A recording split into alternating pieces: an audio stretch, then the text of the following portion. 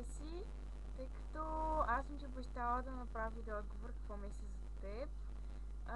Значи, искам да ти кажа, че ти си ми много добра братка. Просто ти казвам, много неща бих казала за теб и просто не знам, много си те обичам.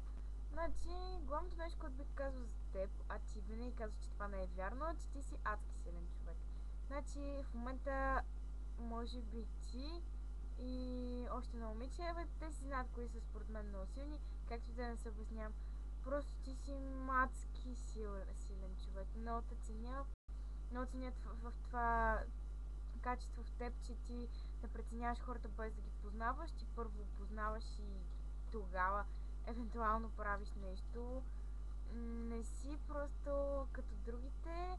Харесва ми, че винаги си себе си, въпреки че когато си тъжна, когато си ядосана, много ме нервиш, просто защото не ми даваш мира и спокойствието, не ми споделяш.